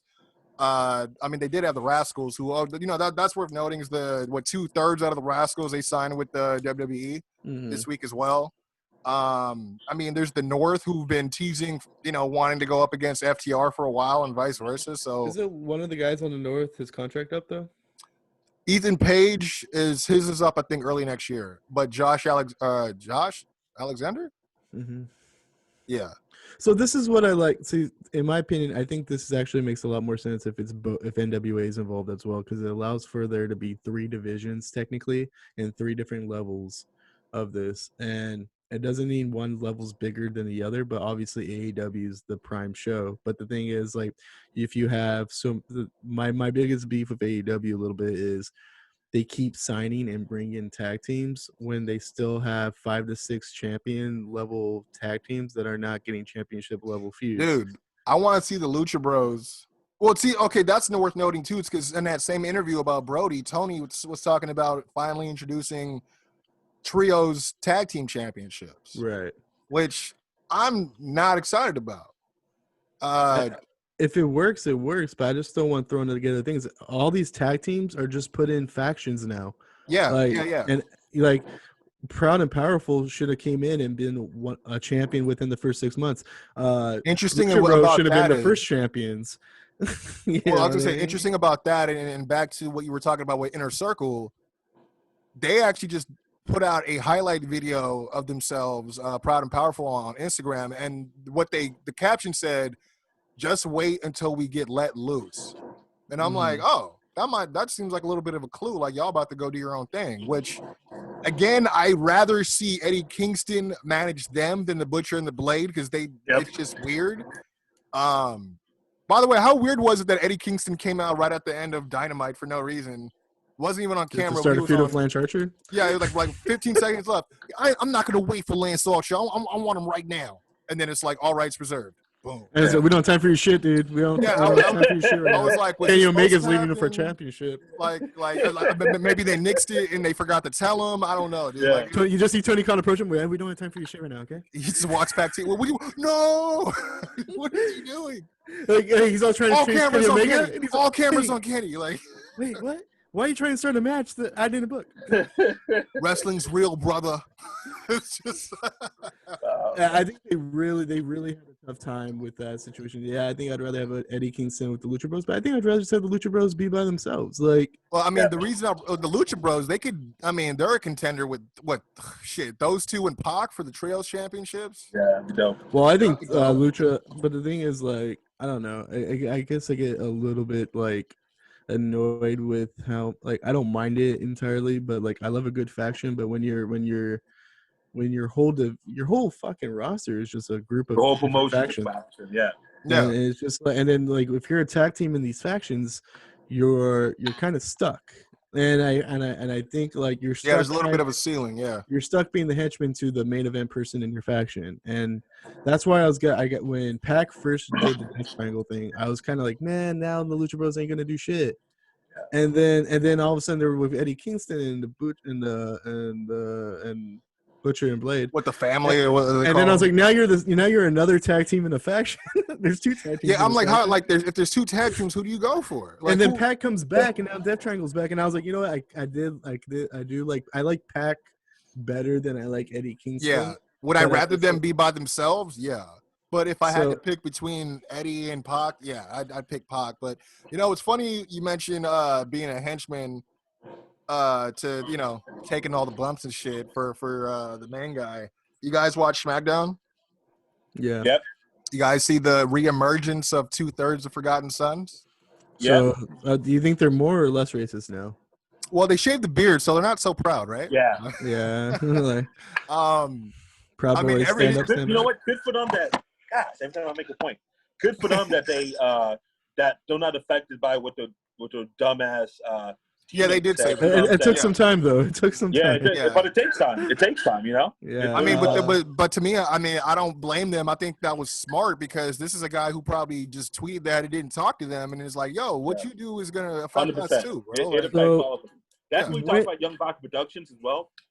Hate for the shameless plug to happen, but what I say affects this man, what this man affects this man, and we're all the representation of ourselves. yeah, I was just Right. gonna say, of each other, and we take that seriously. So for you to be in $1 billion company, you guys are about to get a huge push, and you don't take your teammates, livelihoods, salaries, the way they provide for the families, you don't take that into account when you say something stupid on Twitter. Shame on you, man. Shame on you. Well, we all know these guys probably voted for Trump, but they don't have to say it. Yeah, but they didn't say it. You can't say it. Yeah. You can do it, but you can't say it. You know. I think but- Jackson. Do you think Jackson Racker's done in the company, or do you think Vince is I like, think well, he's this done. guy voted for my guy too, so I'll I don't find know. I don't know. I really don't know because Jackson although Riker's the perfect WWE guy because he can't wrestle. like they still don't have any fans, so that's good because if they did have fans, they would boo the shit out of them. But look what they're doing with Velveteen, you know what I mean? So I'm not trying to say what's worse, child grooming or fucking racism, but it's like they're both They're pretty up going there, hand right? Like they're both pretty up there, and I don't know, but But so how do you feel about it? I know, like, I'm surprised this with how huge this week of wrestling was. I'm surprised this is even going to make into our show. But let's talk about Baron Corbin's little faction. I'm not against it because he needs something new, and to be honest, those two guys aren't just fall guys. You know, those guys are actually legit. So that was like one of the things that made me turn my head about it because I was like, oh, okay, well they're not just like they're not J&J security. You know what I mean? I don't know about the aesthetic with the hoods and the that shit, but other than that, I mean, I think it's a good look because, dude, how are you gonna still call yourself the king of the ring from 2019 and it's already almost the end of 2020, bro? I was gonna say that. You know what? I like that they didn't come out looking like jesters or like knights or whatever. That's the WWE thing to do, right? Right. I mean, at the least they would have gave him that Scott Steiner like freaking metal mesh. I'll be honest with you though. I do think that this needs to lead to Baron Corbin dropping the King gimmick, and Xavier Woods made that reference on Raw. I think it was. Yeah, he wants to win. We were trying to figure out what was that about. We were like, why does he keep talking about his crown when they're not even on the same show? It's so weird. I think there should be 4 from Raw, 4 from SmackDown, King of the Ring. Winners meet at the Royal Rumble or something like that. And it should be maybe Xavier Woods versus Baron Corbin, and he's the new King of the Ring, and now Corbin can't call himself the King, and he goes back to his kind of asshole look with his new hooded guys. And I think a fresh Baron Corbin's good. Baron Corbin, in my opinion, is one of those wrestlers you need to keep fresh every 5 to 6 months because that guy could get fucking stale fast. Yeah, I mean, he has a hate factor, which is great. Mm-hmm. But if that's all you do, it's like, oh, it's him. So we can turn the channel on this. Like I rolled my eyes when he made the Survivor Series team because I was like, okay, no one even cares. You know what I mean? Right. That's for sure going to be an elimination. But you're right. If they do something to, I mean, then that's across the board. If they could do something to keep any of these talents fresh for a little bit, that's just the name of the game. But I'm not mad at this new pairing, to be honest. I think it would be really good if they get a tag team shot. And I'm not saying Baron Corbin kind of becomes their manager, but he's still a singles wrestler, but he's more of their mouthpiece for them being the tag champions. He's constantly getting involved. He hits his big moves. He's a great promo. His moveset is pretty good. It's just he's just slow and methodical in the ring, and it's bullshit. Yeah. Which is weird for a big guy like that. You would think he would just be more aggressive. So he hits his moveset constantly on wrestlers on the side or whatever when the ref's not looking, and then allow his tag team to continue being champions or something like that. Like, starting a feud with the Street Profits, but him constantly getting involved and messing it up for them, stuff like that. I think that would be a really good, fresh thing for Baron Corbin to do because no one wants to see him in the ring. It's the same thing with fucking Elias on Raw. It's like I don't want to see that fucking guy in the ring. Like I don't want to see him or Jeff. But I see them going against each other. See, but I think that's what happened. I think because we've been seeing him and Jeff so much, we're like, fuck, I'm done with Elias. But like they used to do good with Elias. They would sprinkle him where they needed. I don't mind watching Elias in the ring because he won me over. When he was in NXT, he was still doing the Drifter thing. But you're right. It's like, how many times are we gonna go and do this Jeff Hardy thing? Like we did it before when he was still on SmackDown and the whole Sheamus thing and the whole he's a junkie. We've done this. Like, why are we going back to this at the end of the year? And on top of that, why won't Jeff Hardy retire? I know y'all saw that shit, man. He almost died on television. Bro, if AEW wasn't as good as it was this week, we're spend 45 minutes on Jeff Hardy. Yeah, 100%. I mean, I immediately sent that shit to you guys. I'm like, bro, like, come on, man. Like you like the fact that you're a guy that likes to take risks, but now you're at a point where you can't even calculate the full risk. Yeah. How tall is Jeff Hardy? How tall is Jeff Hardy? Like 5'11"? He's at least like what 6'2", maybe. 6'2", maybe. Okay. He ain't 6'2". He tried to do a 6'2" swanton in a 5-foot space. Yeah, seriously. And he's like, I'm gonna do a flip. He's 6'2". Oh, he's 6'2". Ah, good for you, man. You got it. His net worth is $8 million. What the fuck? Wow. Like they paid him. They paid him to hurt himself. That's what it is. I don't know. It's just like $8 million. I don't like seeing Elias. Like Elias's best run in the WWE was when he was not wrestling. In my opinion, it was when he was coming out making good songs. He was a heel. The Seattle. We talked about Seattle. Yeah, that was awesome. The one with Undertaker was cool too. Yeah, like and then that's how you bring out all these cool cameos from people. Hey, I'll say that concert he did on Raw was actually pretty good. No, for real. Like it was actually like the one that he actually played like 3 songs or something. Mm-hmm. It wasn't that bad. So I kind of feel like I don't know, like you always have to switch that up eventually, but it's one of those things where that was his best run. Was I think you got to limit Elias a little bit, like not make him a 24-hour champ, 24/7 champion, but like he shouldn't be putting on 10 to 15 minute matches on Raw. I mean, I was thinking the fact that when they still had the big white IC belt, the fact that they didn't have him just be the recurring of Honky Tonk Man, longest running IC champ. Also, you got Jeff Jarrett, who was a great IC champ, same gimmick. Well, I thought that was gonna be a dope ass feud, but it lasted less than a month. You're right. I forgot about that. It was like, actually, Jeff, we realize you don't look good on camera, so we're gonna have you step back into a producer role. Meaning you'll never be on screen, but like Elias kind of reminds me. We'll put you on the Thunderdome, though. We'll put you on the Thunderdome. That's cool. Elias reminds me of like Chris Masters' role way back when. He'd always be a special segment. He was never in a full-on match. Oh and with the Master Lock, And then he would eventually be like the 6th guy in an Elimination Chamber or some shit. Like that's Elias's role to me, in my opinion. Is he's constantly in these battle royals, these big random matches. I don't see him as a main event guy. He's always in these contendership situations, but he's really only a segment guy than a match guy. And I'm not saying he's terrible in the ring. I'm not going to say that either. He's actually not that bad. It's just I don't give a shit. And seeing Elias versus Jeff Hardy kills my boner when I'm watching Raw. No, you're right. I mean, because when I see it, I just turn it, and then I go to see the finish, and then it's Jeff almost fucking dying. Like Jesus Christ, dude. Like. And then not to mention, I was like, why are we doing this again? We've done this before with Braun Strowman and him. Like, I don't want to fucking see this shit again. And Braun Strowman is the only one it works for because this is a fucking dude out of a cartoon. Like, they never put Elias with anybody that's actually that good in the ring. Anyways, it's Braun. It's now Jeff when he's old.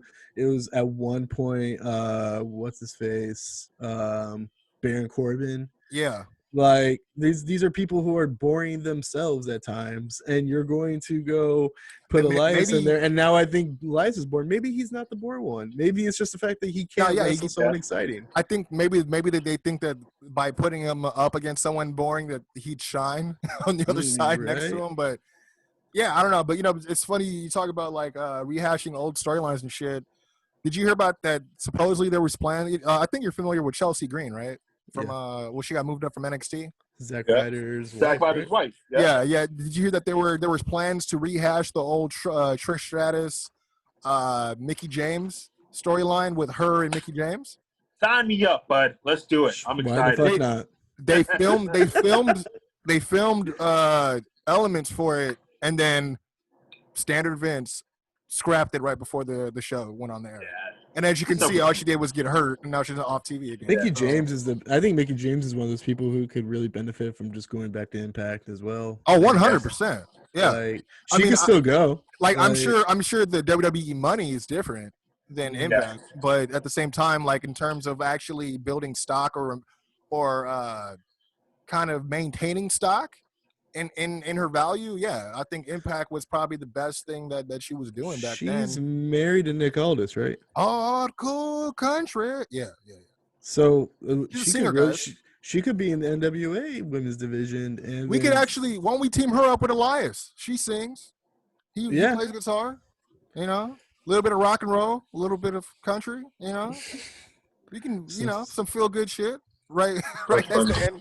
Years about to end, but one thing I did want to bring up from SmackDown was and definitely correct me if I'm wrong, Baca. I don't have to tell you this, but just to tell you to do this.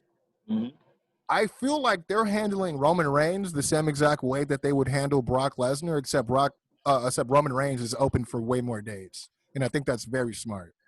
And I mean, I can't see. I hear what you're saying. Are you trying to say that? Let me point out, like in the sense of he's not wrestling every week.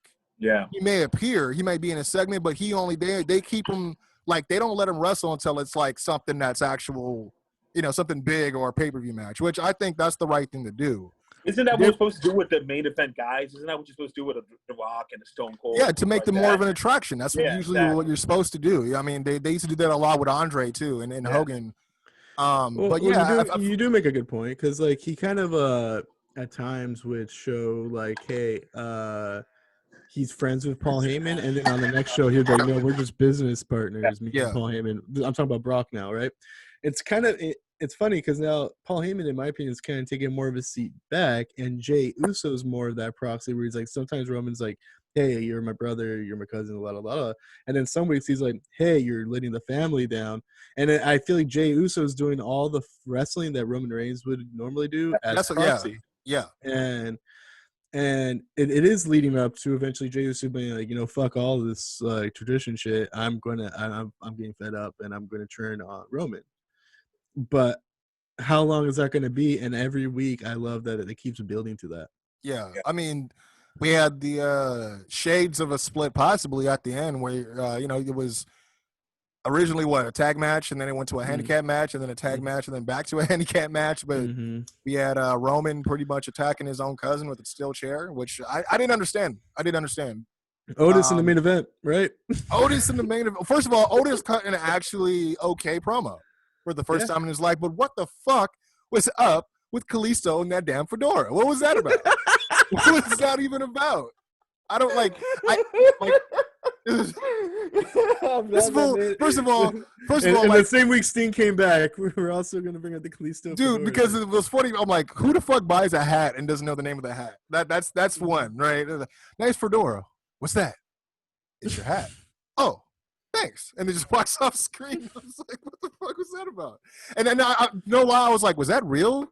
Was that real? Was that like? I feel like that was kind of real. Like when Batista was getting ready for that match, and then that fan ran in front of him. Like I was like, this is. I don't know. It seemed really weird. But I am kind of intrigued. I'm not gonna lie to you. One of my biggest pet peeves right now in the WWE is breaking up tag teams just to make other tag teams. It's fresh, but it's stupid. But I am excited that if it gives Chad Gable something to do, that if there's a tag team with him and Otis in the works. I want Chad Gable to be heel, bro. I really do. I know he's short, but I guess in a sense of like on some Kurt Angle SmackDown type shit. Dude, that guy should just be German suplexing everyone. Like, he should just be going out there, messing shit up, people picking on him, and then actually doing something about it and and proving to everyone that he's legit like the best technical wrestler on the damn show, and eventually has to prove it to someone like Daniel Bryan or something like that. Like that'll be a great match. like he should be tearing through at least the low card at this moment, and then working his way through the mid card, and then eventually. How would you? He doesn't need a belt. He just needs to be wrestling for some respect. Like, how would you feel if they paired him with Kurt Angle and did it right this time? Like, say even Kurt goes heel. I would like it. Kurt Angle said the WWE's not paying him enough to be a manager, but fuck it, I'm down. Like, and then Kurt Angle could have his proper final match against Chad Gable. That'd be great. That would shit. Or even Daniel Bryan. I mean, either or. That'd sign me up. Like, imagine Chad Gable getting his ass beat by Baron Corbin and his two new cronies, and you hear Kurt Angle's music hit. Yeah, I would pop. I'd pop for it. Yep. Oh shit! You know what?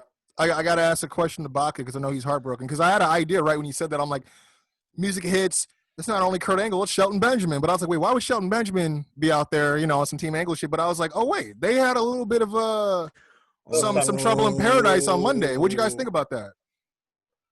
I'm whatever about it.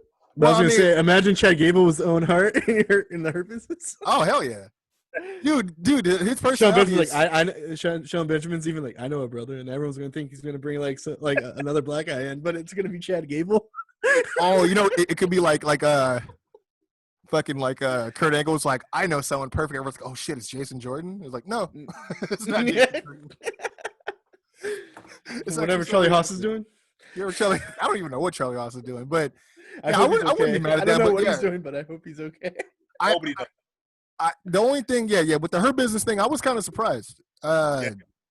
Because working, it's obviously working, right? The guys holding Monday Night Raw together, in my opinion. Why mess with it? And because that's a WWE thing to do. If it's working, it's going good. Let's mess it up. Let's break it, right? Cedric Alexander has done his best promo work I've ever seen. Yes. And Matt Riddle and the MVP stuff mixed with Bobby Lashley is really good. Yeah. And I'm not digging what they're doing with Riddle with all this dumbass backstage promo, but him getting beat up, I'm cool with that. Yeah. Him getting that hurt lock was great. I think him and Bobby Lashley, Matt and Riddle going for the U.S. title is perfect.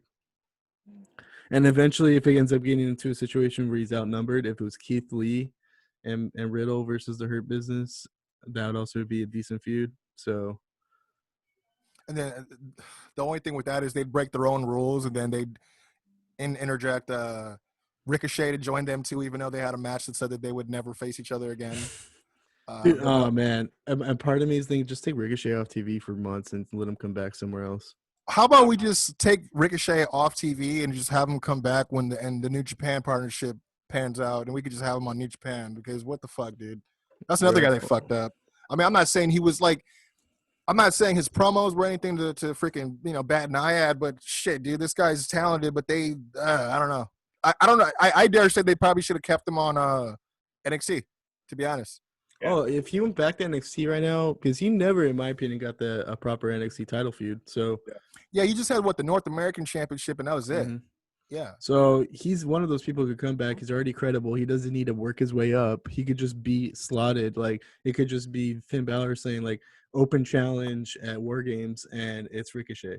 Like, that would get a decent pop. Obviously, there's not a crowd, but like, if War Games was the one pay-per-view a year where one main roster guy comes back every year in some capacity, and they made that a trend, like, so we could always that'd be legit, because they had Kevin Owens last year, and it was dope. It was a good look. I'm all for that. Especially like for guys like the Bobby Roodes and the Drew McIntyres, and or maybe even other guys that came up but they haven't really done much with. You know what I mean? And I think Shinsuke Nakamura has the best music in the business. Imagine his music hit, and was just like, and the crowd. I mean, they had a crowd. Yeah, they had a crowd, right? Yeah. I mean, the NXT recruits would be, oh shit, but yeah, oh shit, bang on the plexiglass, oh fuck, no, this is good, it's crazy. You can't hear him scream through the face mask. What do you guys think about? Well, you know what? We'll talk about it right now because we got to do predictions for War Games, right? Yeah. Let me get my shit out. There's only like 3 matches, right? There's the 2 War Games matches: Tommaso versus Thatcher. There's the triple threat match for the North American Championship, and then there's that leather strap match. Cameron Grimes So taking on Dexter Lumis, but that's what kind of pissed me off. I was like, we got to go home. NXT, and we don't have a NXT championship match on this card at all. I don't think he's ready, if I'm being honest. Well, but that's what kind of made me mad because I was like, you guys literally, like, you guys do what WWE does this all the time. They false advertise to do something else. So it's like, Finn's coming. He's going to talk about his future. And then he shows up and he doesn't talk about his future, but we're going to use him as a device to bring back Undisputed. And then he's never going to be seen on TV again. Like, I wouldn't be surprised if they do an open challenge situation or him versus Dragonovich.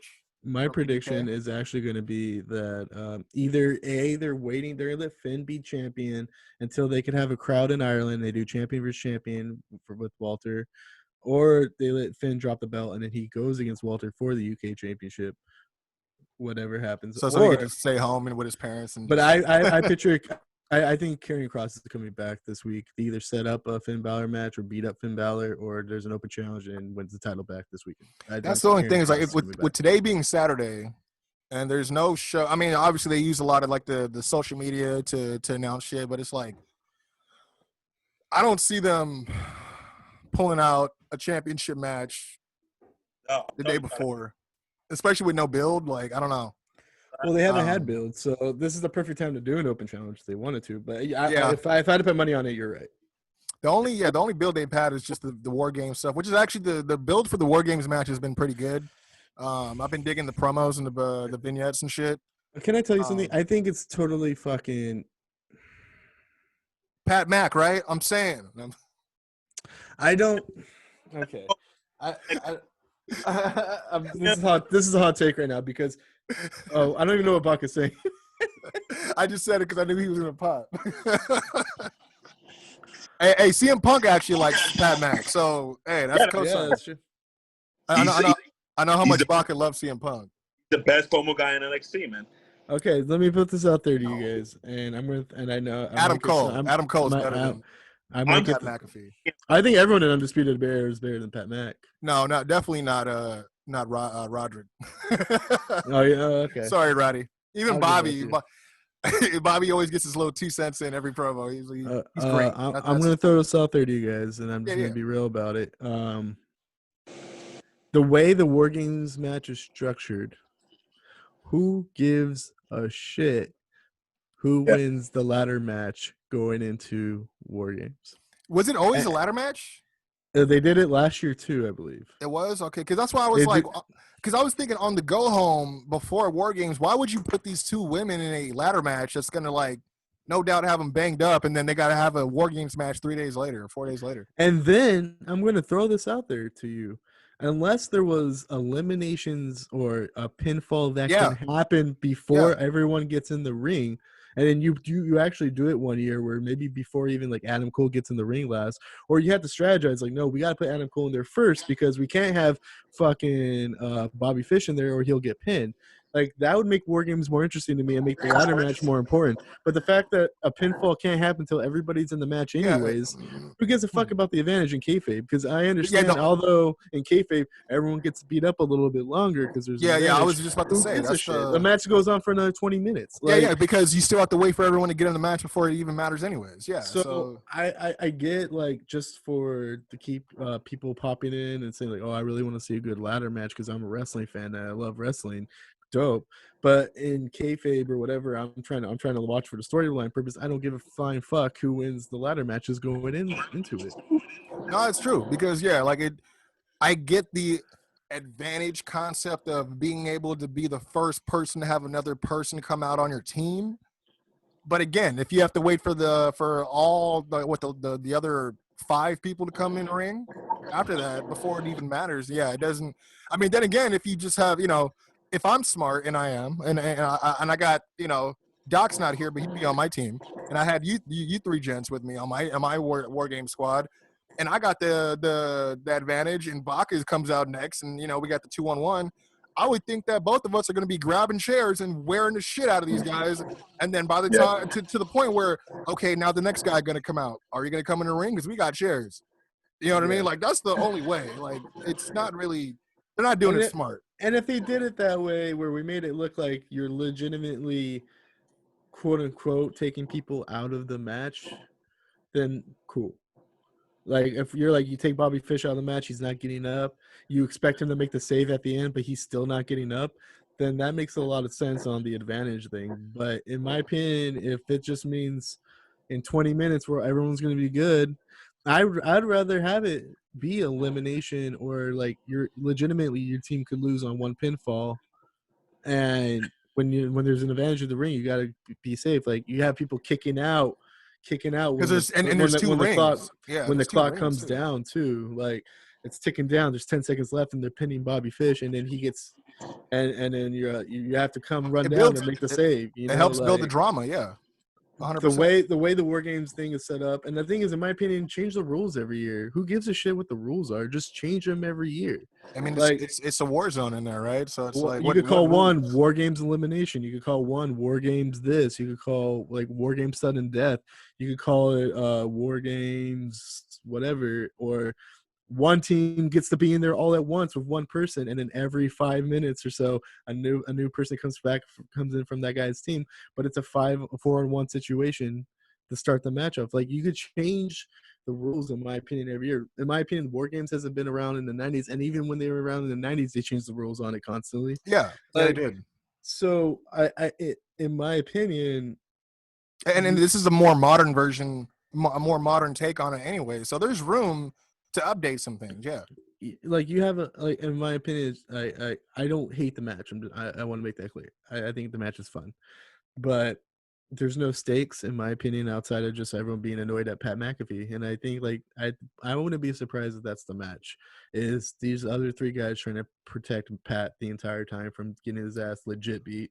That's the only thing that makes me mad is, like I said, his second match ever, and it's a fucking War Games match. I'm like, yeah, God, like, and we'll get to predictions. I don't know if Baca's gonna come back. The only thing that made me matter is the fact that I got to watch Dominic Mysterio rocking some sort of magenta turtleneck on SmackDown, all tucked in. I was like, what the fuck are we doing here? Now that we have Baca not here, Dominic Mysterio. Hey, here we go.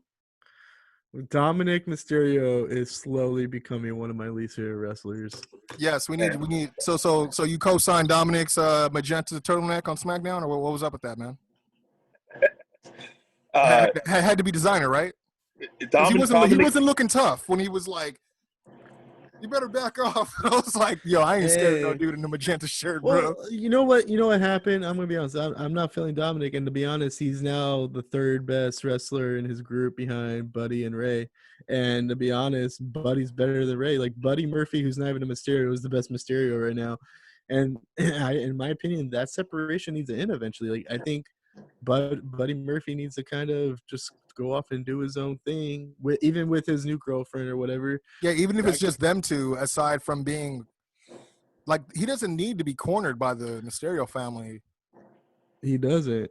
And like, I can see them having mutual respect, but you don't have to be part of the family till maybe have that marriage storyline. I was just about to say, I'm like, it's not like he's like actually married into the family. You know what I mean? It's just like, they don't even like.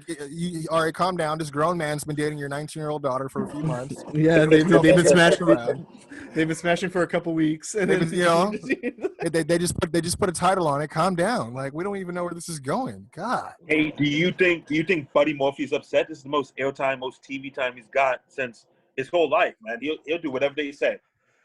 I kind of wish he's probably like, man, I remember when I was on 205 and nobody was watching, and I was just tearing the shit down. When I was the best kept secret, yeah. and then I wish this storyline was the best kept secret. He's like side texting Foley's son, like, hey, what's up? How's 205 looking this week? You got a spot?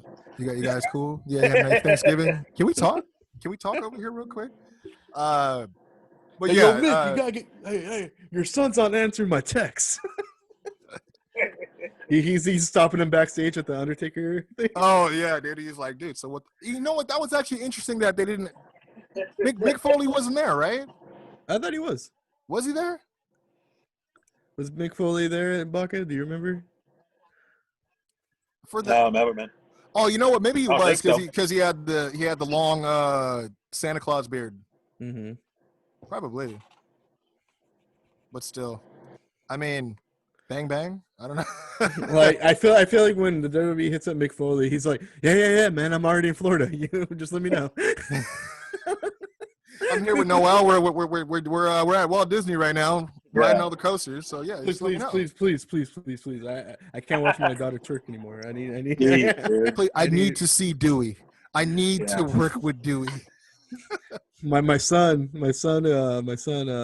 I don't like the last couple 205 episodes. I need to talk to my son. And Vince is like 205 live. What the fuck? Like, we still have 205 live. What the hell's that?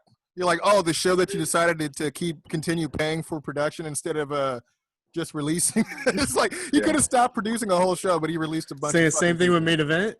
Well, what the fuck's Ricochet gonna be on? Like, well, what the hell is Tucker gonna do? Like, how the fuck are we gonna continue this Jeff Hardy Elias feud if it's not gonna be on Main Event? That's good shit. We need a place to put it. Fuck it, we'll put it on Raw. Like, Right. Oh man, you guys want to get into predictions? Yeah, let's do it, man. I was gonna ask, how do you guys want to do the War Games matches? Do you want to do like two answers, like the team that would win, and then who on the team would get the pin, or how would you?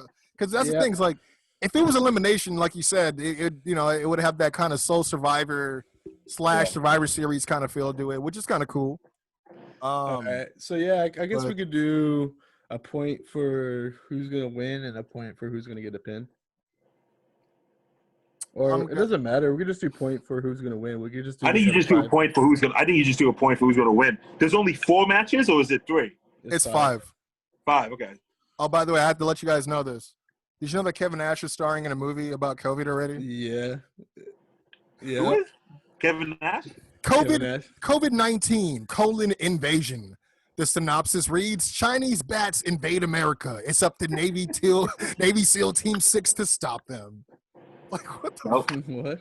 Too soon, I'll right? be tuning in. Too soon? I'll be tuning in. Straight to Netflix type shit. Okay. So,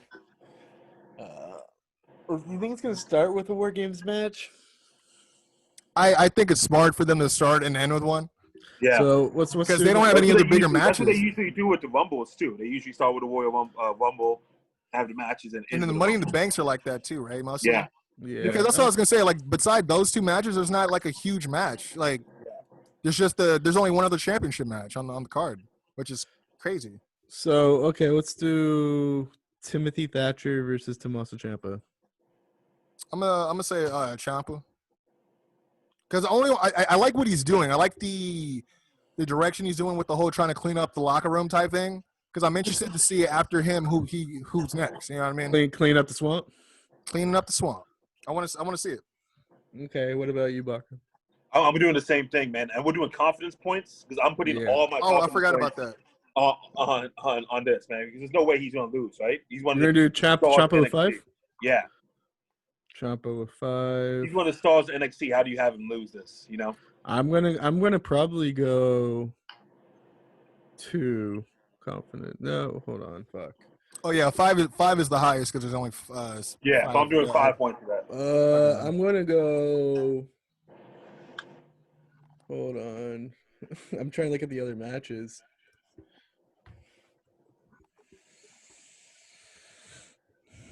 All right, I'm gonna go 4. No, I'm gonna go 2. I'm gonna go 2 confidence points.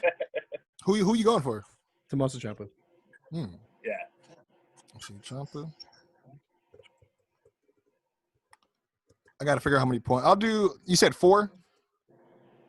Baca said 5. I said 2. I'm saying 5. Oh, 2. Oh, okay. I'm gonna do. I'll do 2. Okay. This is how Baca gets his title back with this one match, huh? There's no way he loses. He's one of the stars of NXT. They need to build him back up. He's not gonna lose this match. I mean, but he's been winning all his last matches. Yeah, no, but you don't have to lose this one. Why build him up to lose this? Yeah, well, why have Timothy Thatcher always lose though? To when he fights a legit wrestler. Somebody got to lose, man. That's Because my brother, he had said like he thinks that Thatcher will win because they just had him lose big to Finn. So I think the thing is like Ciampa's a lifer. You could let him lose momentum and still get it back, whereas Thatcher's still trying to figure out who he is. very Gotcha. true. Well, I don't know. I like that. I mean, we all chose that Ciampa though. Yeah. well, I mean, just because when I'm like, nah, I think he'll just kind of not run him over, but he'll be more aggressive than he is. But I haven't seen Ciampa wrestle a shooter like that, so that's why it's kind of interesting because he could just tap him out. He doesn't even have to pin him, Okay. Leon Ruff, Johnny Gargano, Damian Priest for the North American Championship. I'm going Gargano for 3 points. Yep, I'm doing the same thing, Brian, but I'm giving him 2 points.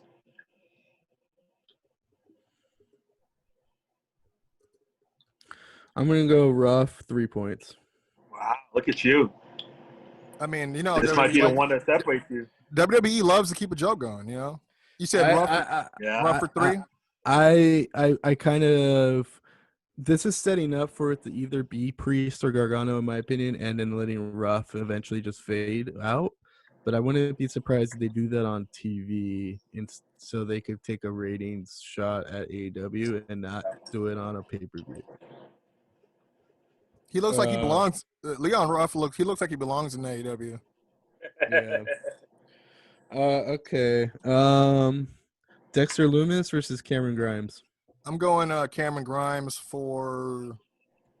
I'll do Cameron Grimes for 1 point. Who won the match when they were in that stupid house? Technically, it was Dexter because he had the zombie ref in the pocket. You know what I'm saying? Okay, so I'm gonna give this one to Grimes. Yeah, I'm doing the same thing, but I'm giving him 1 point on this one. How many points you give Brian? We're all going Cameron. Yeah, we're all going Cameron. I'm giving Cameron 1 point. I gave him 1 point as well. Yeah, 1 point, just because I'm gonna save all my big points for the War Games matches. Same here. So War Games women's match. I'm gonna go with Team Candice. Yeah, me too. Because I feel like they can't. They keep pretty much teasing there's gonna be like a super cool entrance, right, for like Team Shotzi. So it's like whether it's like Rusev at WrestleMania 31 on steroids with the tank and shit, I don't know. But they can't give him the cool entrance and win, right? I also, if I'm gonna be honest with you, I think this has got to set up a match with Io Shirai, and since Io Shirai is on Team Shotzi, I'm not gonna lie, I was hoping it wasn't gonna be Io Shirai. I wanted it to be the return of Mercedes Martinez. Right, and to be honest with you, I don't think Io Shirai should be even in this match, but fuck it, she is. I think this is going to set up probably Toni Storm, or unless they do Toni Storm and Ember Moon, then it's going to set up maybe Candice and Io, or maybe, I don't know. But this match is going to, I think Io Shirai's team's going to lose either by sabotage or the other team's going to win, so they get some momentum to challenge Io Shirai at some point. So this might even set up Io Shirai versus Ember Moon versus Toni Storm at the next takeover. I'm gonna say Team Candice, and I'm actually gonna give it 5 confidence points. So I'm going Team Candice, and I'm giving him 3 confidence points. Man, get your own ideas, Baca. Like at this rate, we ain't I never. think we all have the same thing so far, right? Except for the triple threat, yeah, it's all the same. And even then, you copied my answer on the triple threat. Yeah. Yeah. Well, you gave 5 points to Tommaso, which if something fucks up, there's no way he loses, man. Yeah, that's gonna win me. That's gonna win me the $2 belt. So what's Quincy? How many points are you giving Candice? 4. Okay. So by default, I'm gonna go Pat McAfee's team. I think he's gonna get a bullshit pin on somebody on Undisputed Era. No, I love it, man, but I don't see him getting the win. I think everyone does the work, and then Pat McAfee gets a fucking. Dude, I feel like heel Pete Dunne, like he's gonna be incapacitated, and Pete Dunne's gonna like drag him on top of somebody for the pin, right? Yeah, like drag him on. You might have dissuaded my answer, Brian. You might have dissuaded my answer. They're gonna drag him over Adam Cole to make him. Get I give it back. 4, not 5, because Undisputed Era did come back really strong, and they have a reason to want to win because Pat McAfee took them all out or whatever. He's been talking a lot of shit, so you kind of want to shut him up, right? But I think NXT's gonna want to let Pat get the bullshit win, especially since Adam Cole got the first win on Pat. That's what I was thinking. But So, Pat's not like tenured in wrestling like that to ask for a win back like Hogan does. But whatever. Yeah, so I'm gonna say Pat McAfee he knows the business. He's not some he knows noob. He knows the business. Yeah, but there's a lot of smoke and mirrors. He's been a fan his whole life. That's why he got involved with it. There's a lot of smoke and mirrors in this match. You know, I think it could set up even like Pete Dunne getting Pete Dunne putting all the work in and then letting Pat get the pin just to be a bullshit heel. But Pete Dunne's the one. And then I could see him hitting that. Yeah. Right at the end, yeah. Very Pete true. Dunne, maybe Pete Dunne versus Adam Cole at the next takeover with Pat in his corner, and then maybe we could do Adam Cole Pat 2 on a TV or something. Like, I think there's a lot more legs if Pat wins. Yeah, I think this is the end of it. I think this is the conclusion. So I think Undisputed is going to get that win because it's the end of it. I mean, yeah, because one would argue like, you know, they put a lot of stock into saying this is the match we made famous. Yeah. You know, and it's like, do they lose? I mean, and the thing is, there's possibilities, right? Because you got to talk about Undertaker, who made the casket match famous and lost way more than he ever won. Same thing with the Buried Alive matches. I'm gonna go pee real quick while you guys finish this thought. I'm doing Undisputed Era for 4 points, man. Undisputed Era 4 points. Yep. He said Pat Mac, but he didn't tell. Oh, he said for 4, right? Because he had that's on it. So Team Pat for 4. You say Team Undisputed. Yeah, Team Undisputed for 4 points. Like, I want to pick Undisputed, but it's like I feel like if Undisputed wins, then it's something new for them to go and tackle next. But if Pat wins and they get more stock added to whatever the fuck they've been building to all these weeks, because I put it like this, I the way my brother said it was like, it looks real obvious that they just put these 4 together just for the intent to have a War Games. To have a War Games match, to have people to face him. So that's why I'm like, yeah, but then at the same time, if they win, then okay, now people are kind of taking them serious, right? I mean, you got the tag champs that they're never defending those titles. So I don't know what's going on with that. But the one thing I noticed, though, was when they had that promo on Wednesday, and he referred to Oni and Danny as 2 main eventers. If you look and you would catch it, Pete Dunne actually kind of cut his eyes at Pat McAfee like, hey, I ain't a main eventer? And I noticed it. I mean, you know, almost to the point where maybe that's the reason why he felt the need to grab the mic at the end. I don't know. But so you have Pat Mac for 4. You have Undisputed for 4. Yep. Oh, you have Undisputed Era, Baca? Yeah, because I think this is the end of it. I think War Games is the conclusion to the storyline.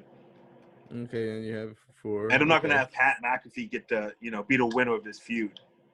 But I feel like this unless like if you take Pat McAfee out of this feud, and I'll admit this feud still has some legs on it. It's still kind of fresh. You take Pat McAfee out of this feud, what the fuck does Undisputed Era do after that? Because they've done it all already. Well, that's what I was saying. I'm like, it's you know, it gives them a reset to kind of. I mean, it is the end of the year, so they can kind of. This is their first babyface push too. Well, no, Undisputed Era is going to implode, right? We all think that's going to happen. I don't think so yet. If you could be right, you could tell you could throw it in their face after Sunday if they do, but I don't think it's. They eventually may, but I don't think. I mean, the only way that would happen is if one of them turned on him to join Pat, right? Yeah, that's a good point. I mean, what you got, Quincy? I got to go to work, man. Some of us have to work for a living. We're gonna get the return of Rich Holland. No,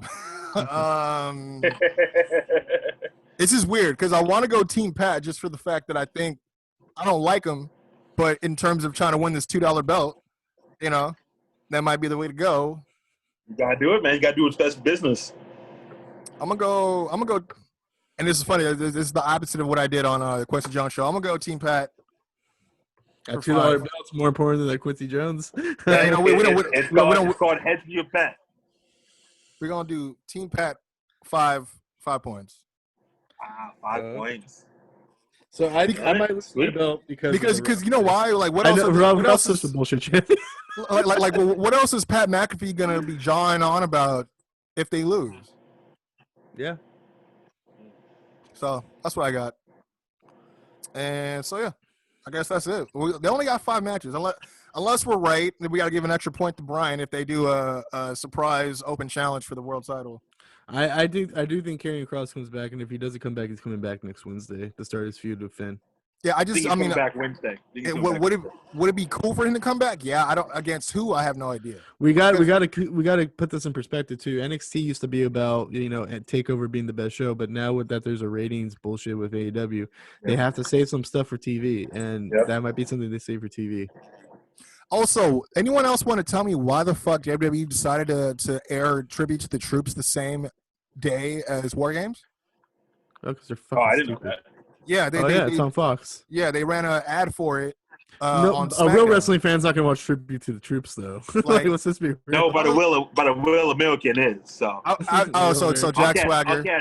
There's like a Republican guy. He's just like, he's got his fingers on the buttons. Like I don't know. Like he's like, so salute the troops. He's like, fight for my country in war or tribute to the troops. Oh no. Yeah. I don't know. I just thought I was like, why would you counter program your own programming? That sounds so weird, right? I don't think Vince knew War Games was going to happen this week. No, he probably didn't. He's like, yeah, let's do a tribute to the troops by accentuating war. Yeah, let's just do that. Let's give everybody PTSD. But you know what? That is. I'd rather if you really wanted to, if you're going to counter program NXT on Wednesday. And let Tribute to Troops air on Fox on Wednesday and see if that brings more people in than AEW would on TNT. You know, it would be actually pretty awesome is if the Tribute to the Troops, the troops were like, fuck the main roster. We're the NXT guys. All the Tribute to Troops guys are watching. Where's Undisputed? They're all watching the War Games. We're like, we were tired of John Cena. We're tired. We're tired of Mick Foley. We want. Yeah, don't you have to retire Tribute to the Troops? Like Undertaker's retired. Undertaker's not even coming this year. This is bullshit. Well, when you want John Cena Tribute to Troops, so you get like a JBL promo. You gotta get that. If they build a tribute to the troops from the ground up, Michael, it'll look like John Cena. Fucking A. But this is the Flow Show for the love of wrestling, man. Shout out to both you guys, man. Always love getting together every week with you guys to talk our shit and throw down our hot takes and just everything in between. Obviously, Brian Andrew, the magical booker that he is, I'm hoping some of this stuff that you laid down actually comes to fruition. I just come here to book matches that will never happen and let you guys tell me how good I am just for it to fall on deaf ears. Well, I'm pretty sure that they're listening to the Flow Show, every week on the Young Baca Productions Podcast Network. So I want to thank you, sir, Young Baca, for making everything work on your end. I know you were going man. I appreciate you guys, man. Some technical stuff, but I will say follow us on social media. That is the Flow Wrestling Show on Instagram and Flow Wrestling Pod on Twitter. And don't forget to tap into Young Baca Productions. Has a show every week. And if you guys are looking for a tattoo, this is the guy you want to talk to, and he's going to hook you up, man. Definitely. And I don't know if are you going to be doing anything special for Christmas, any toy drives or food drives or anything like that? Yeah, man. We're doing the 6th annual Young Baca Productions Toy Drive, man. Gives to kids in our community. If you want to sponsor a kid, if you want to just donate, we got to go fund. We got a lot of stuff going on for the community, man. At Young Baca, at Young Baca Productions, at Anna Baca Foundation, and of course at the Flow Show. Definitely, are you guys accepting Ty Dillinger toys? Yeah, 100%. Yeah, I got one. It's opened. Shit.